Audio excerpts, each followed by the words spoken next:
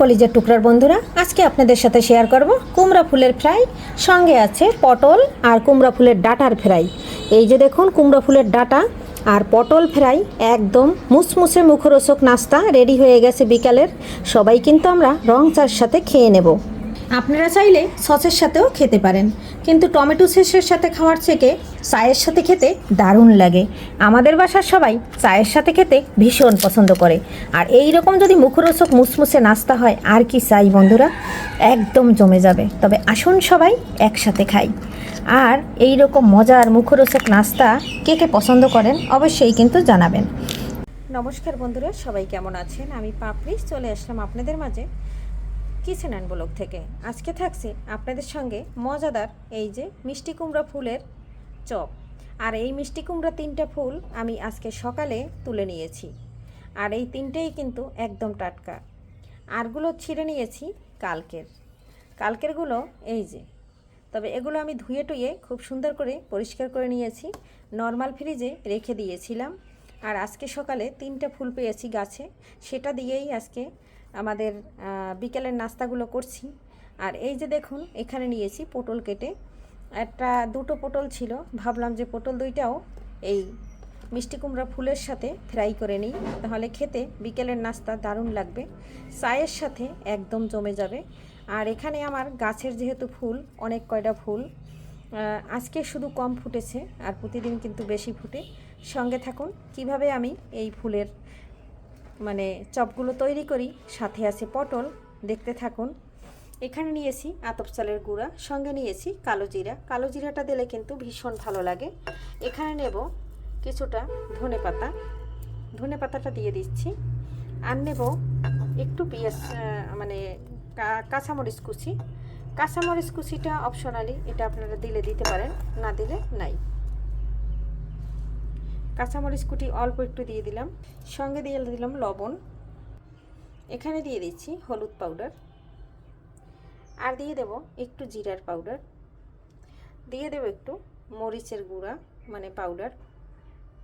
সব উপকরণ দেয়া হয়ে গেছে, হাত দিয়ে ভালো করে মিশিয়ে নিচ্ছি। আতপ চালের গুঁড়াটা দিয়ে করলে হয় কি, একদম মুসমুসে হয়, মুখরোচক খাবার।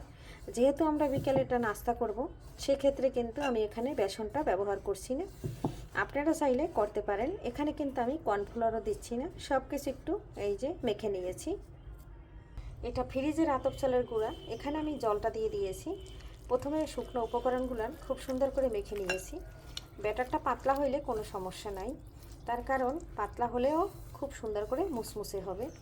এই যে দেখুন কত সুন্দর করে মেখে নিলাম, আর পাতলা কিন্তু হয়নি। জলটা আপনাদের বুঝে দিবেন, ফিটনেসটা একটু দেখুন, এভাবে লাগবে, তাহলে কিন্তু ভীষণ ভালো হবে। তবে সঙ্গে থাকুন, চুলাটা ধরিয়ে দিচ্ছি। এখানে একটা কুমড়া ফুল দিয়ে একভাবে সবগুলো কুমড়ো ফুল দিয়ে আমি ভেজে নেব। তবে একটা একটা করে দেব, একটা একটা করে দিলে অনেকগুলো হবে। এই যে মাঝখানে একটু ভাঁজ করে দিচ্ছি। চালের গুঁড়োটা কিন্তু বেশি দরকার নাই, এভাবে দিয়ে দেব। সবগুলো কিন্তু একইভাবে দিয়ে দিচ্ছি, এতে করে একদম মুসমুসে হবে। আরও একটা দিয়ে দিয়েছি।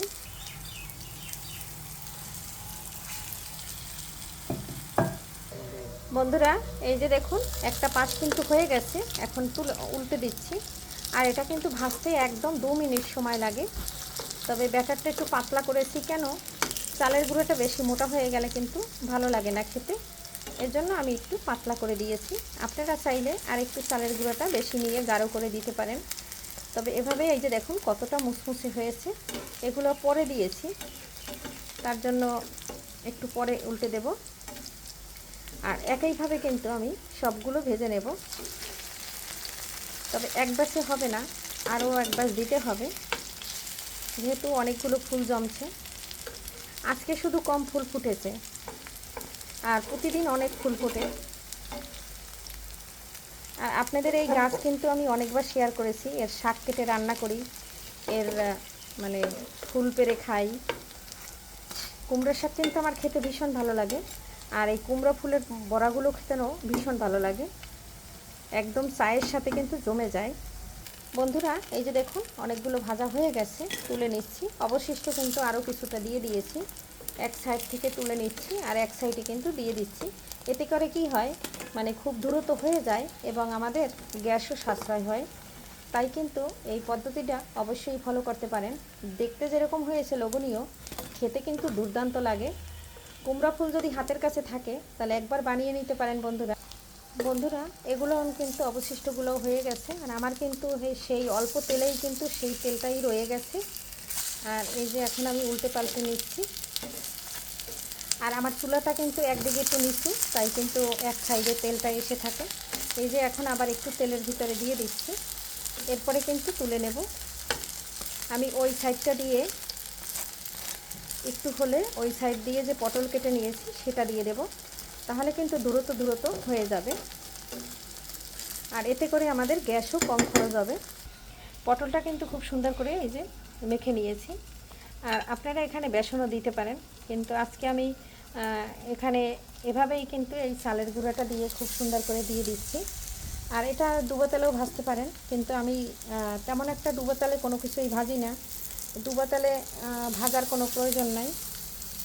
এই যে মরিচ আর ধনে পাতাটা যে দিয়েছি সেটা কিন্তু এই যে খুব সুন্দর করে এক একটা করে উঠছে। এই যে দেখুন, আমি এখানে 3টা দিয়ে দিয়েছি। আর ওই দিকটা ফ্রাই প্যানটা যেহেতু একটু করে দিয়েছি, তেলটা যাতে এখানে চলে আসে, আরও একটা দিয়ে দিয়েছি। বন্ধুরা এই যে হয়ে গেছে, এখন আমি এগুলো তুলে নিচ্ছি। এরপরে কিন্তু আমি এই পটলের ফ্রাইগুলো ভেজে নিচ্ছি। সবগুলো কিন্তু এক এক করে দিয়ে দিচ্ছি। আর বন্ধুরা, একা হাতে ক্যামেরা ধরা আর ভিডিও করা একটু কষ্ট হয়, সবগুলো দিয়ে একবারে ভেজে নিচ্ছি। বন্ধুরা, আপনারা তো এই যে ফুলের যে ডাঁটিগুলো আছে সেটা ফেলে দেন, সেটাও ফেলে না দিয়ে এভাবে ফ্রাই করে নেবেন। এটা কিন্তু খেতে দুর্দান্ত হয়। আপনাদের সাথে কিন্তু এই যে ফেলে দেওয়া জিনিসগুলোর আমি রেসিপিগুলো করে দেখাই, সেটা আপনাদের কাছে কেমন লাগে অবশ্যই জানাতে কিন্তু ভুলবেন না। এটা কিন্তু আমি কখনো ফেলি না, আমি খুব সুন্দর করে বেছে নিয়েছি। এই যে এখন আমি এটাও এই চালের গুঁড়ো দিয়ে ভেজে নেব। এখন আমি এগুলো সবগুলো উল্টে দিচ্ছি, এই যে দেখুন। আর একদম কিন্তু অল্প তেলেই এই পটলটাও ফ্রাই করে নিলাম।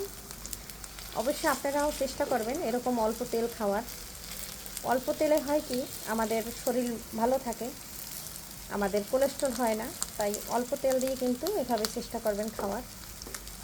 এটা চাইলে আপনারা ডুবো তেলেও ভাজতে পারেন, কিন্তু আমি কিন্তু ডুবো তেলে ভাজছি না।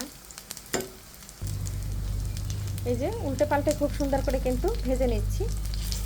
আশা করছি ভীষণ ভালো লাগবে। একবার হইলেও বন্ধুরা এভাবে করে খাবেন, খেতে কিন্তু দুর্দান্ত হয়, একদম মুচমুচে মুখরোচক নাস্তা।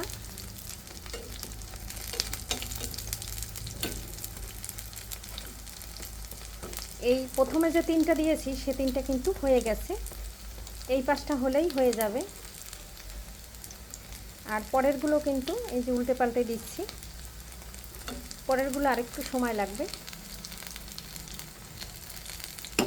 দেখুন, আমি কুমড়ার ডাঁটিগুলো দিয়ে দিয়েছি, ওই সাইডে দিয়ে দিয়েছি। আর এখন আমি এই যে আগের যে 3টা এটা তুলে নিয়েছি, এটা কিন্তু এই যে একদম মুচমুচে হয়ে গেছে। আর তুলে নিয়ে তারপরে ওইগুলো কিন্তু এদিকে একটু দিয়ে দিচ্ছি। আর এটা কিন্তু ঢাকনা দিয়ে ঢাকার কোনো প্রয়োজন নাই, এটা কিন্তু একদম সিদ্ধ হয়ে গেছে। আর আমার এই যে কুমড়ো ফুলের এক সাইডে দিয়ে দিয়েছি, একসাথে দিয়ে দিয়েছি। এটা কিন্তু খেতে দারুণ লাগে। যদি এখনও কেউ না খেয়ে থাকেন একবারও, তাহলে অবশ্যই খেয়ে দেখবেন, সেই মজা। আর এটা কিন্তু এখন আমি উল্টে দিচ্ছি। উল্টে দেওয়া হয়ে গেল। সবগুলো কিন্তু এরকম একদম অল্প তেলে কিন্তু খুব সুন্দর করে মুচমুচে করে ভেজে নিলাম। আশা করছি আপনারাও এভাবে চেষ্টা করবেন, অবশ্যই আপনাদের শরীরের জন্য ভালো।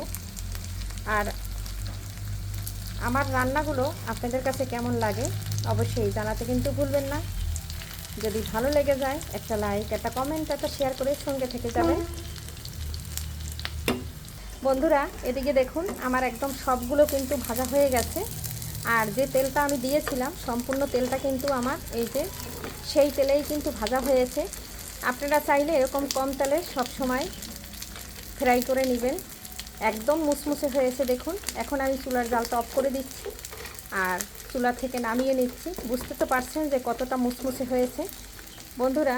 তবে এই রকম একবার হইলেও ট্রাই করবেন বাসায়। আশা করছি আপনাদের কাছেও এরকম বিকেলের নাস্তা একদম জমে যাবে। আর চা যদি হয়, আমি কিন্তু আবার দুধ চা কফি খাই না, আমার অ্যাসিডিটি বেড়ে যায়, আমি শুধু রং চা খাই। তাই আপনারা কি চা খান অবশ্যই জানাবেন। রং চার সাথে কিন্তু আমার রেগুলার নাস্তা হবে।